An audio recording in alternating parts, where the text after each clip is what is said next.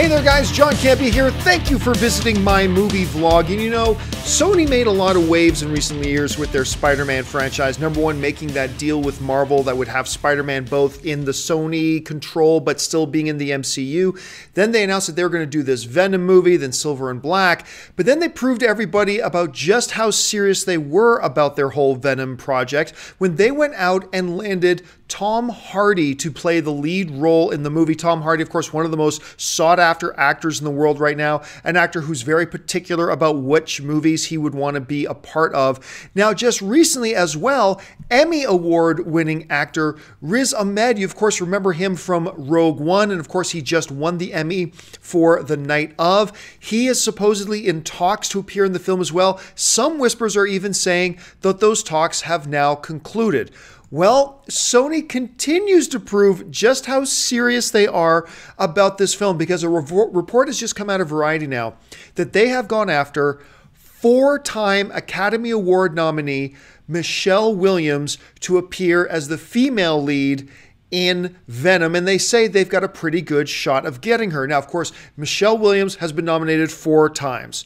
Once in the film that Casey Affleck actually won his Academy Award for, Manchester by the Sea. She was also nominated in My Week with Marilyn, that a lot of people thought she had a shot of winning.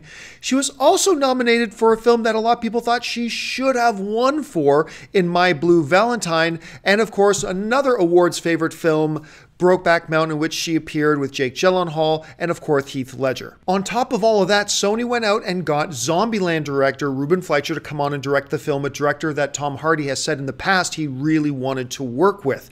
Look, I know a lot of people have jumped up and down on Sony saying, Sony doesn't know what they're doing and all that kind of stuff, but I beg to differ. The history shows while Spider-Man franchise has had a couple of stinker films, they've also had more good films than they've had bad films, and some incredible films, a couple of them some of the best comic book movies of all time.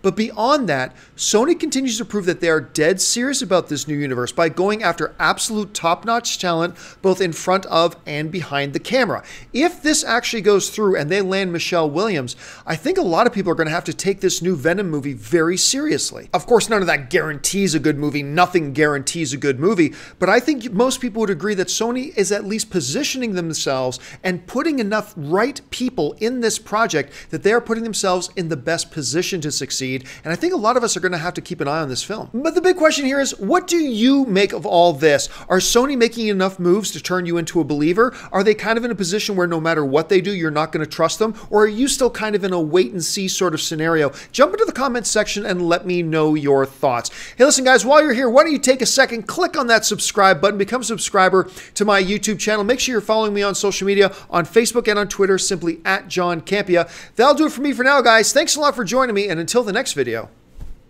bye-bye.